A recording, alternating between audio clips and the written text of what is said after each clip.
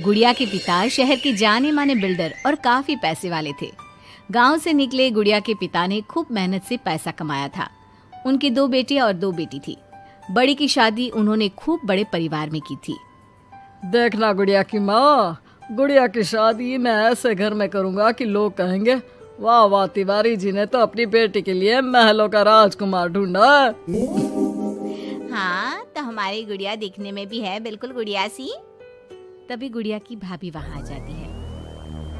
बस दिखने में ही गुड़िया जैसी है, लेकिन जबान तो पूरी 100 गज की बूढ़ी अम्मा जैसी है। अरे फिर बोली तू, गरीब घर की लड़की अमीर घर का लड़का पटा लिया, वरना तो हम अपने बेटे के लिए भी अंबानी से कम की बहू ना लाते। अरे बस करो, ऐसे बात नहीं करते बहू से।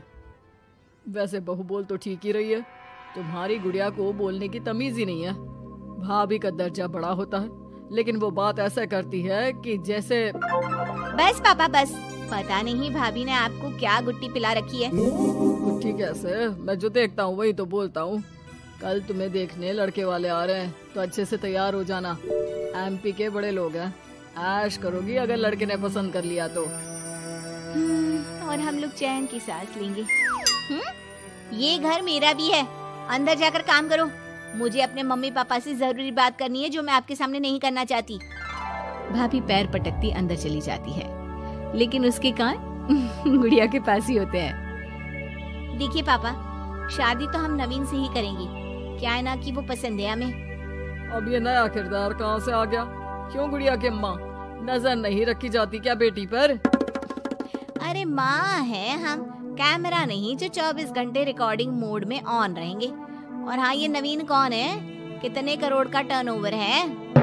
देखो अम्मा, साफ साफ बता रहे हैं, वो क्या है ना, हमको पता नहीं है कि क्या है कैसा है, कल बुला देते हैं, खुद ही बात कर लेना। अगले दिन नवीन पीली पैंट और लाल शर्ट में चिपके बाल बनाकर गुड़िया के घर आता है। वाह भाई वाह, अरे ये सोफे का कितना बड़ा गुदगुदा है, धस ही गए हम तो पूरा अंदर। तभी वहाँ नौकर पानी लेकर आता है। सर, आप चाय लेंगे या कॉफी? अरे होने वाले दामाद हैं हम, समझे? चाय कॉफी नहीं, सीधा खाना पूछो। वैसे एक काम करो, वो काजू होता है ना, उसको जरा देसी घी में अच्छे से तल कर ला दो, ठीक है? हाँ, और हाँ, बादाम को पीस कर दूध में उबाल कर वो भी ले आओ साथ में, ठीक है? जी बोलिए, तो साथ में सोने का बिस्कुट भी ले आऊं? नवीन समझ जाता है कि नौकर उसकी फिरकी ले रहा है। अरे हट, चल जा अंदर, और जो बोला है वो पहले लेकर आ।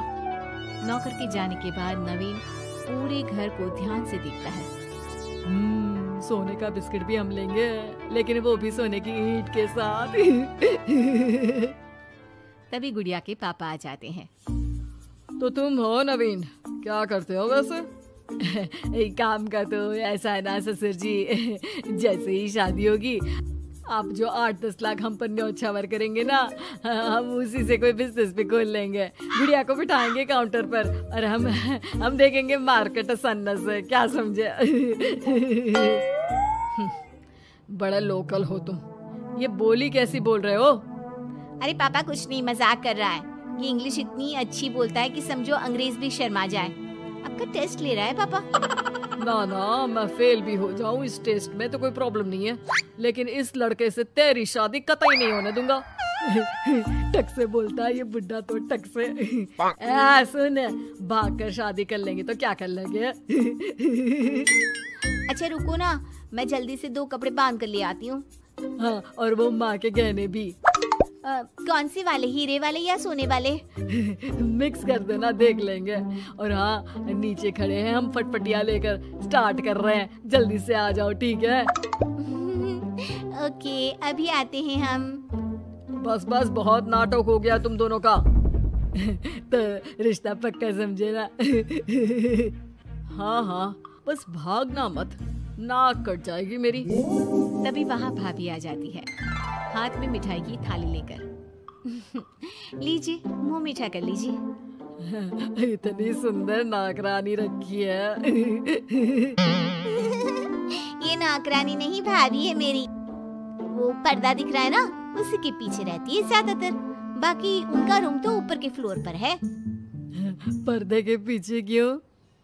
अरे वहाँ से इनका अपना ब्रॉडकास्ट चैनल चलता है ना, कौन आया कौन गया, किसने क्या बात की, इसकी सारी रिपोर्टिंग पूरे दिन करके रात में ये हमारे घर का बुलेटिन टेलीकास्ट करती है।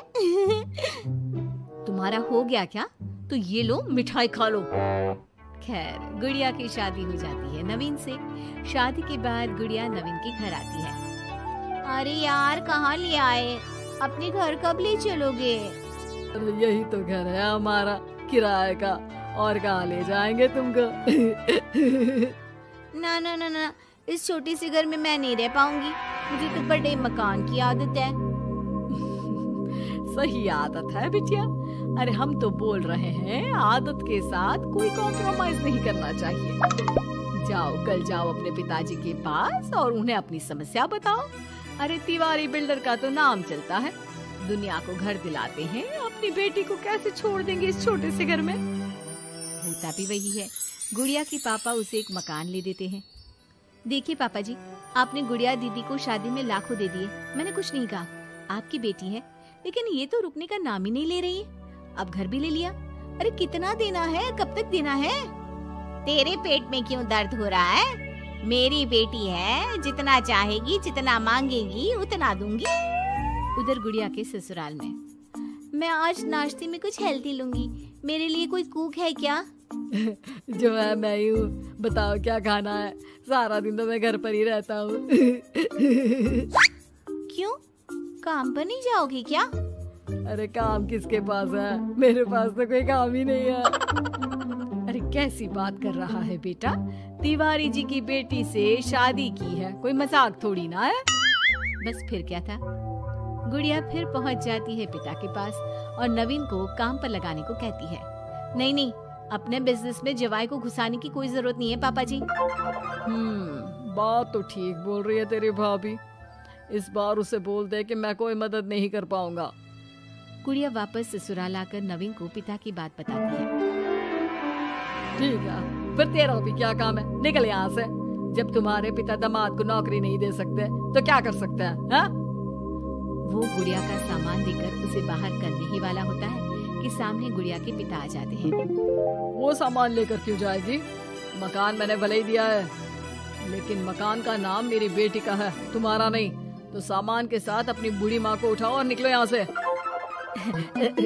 कैसी बात कर रहे हैं ससुर जी? मैं तो मजाक कर रहा था। अब तो बड़े मकान में रहने की आदत हो गई है समधी जी।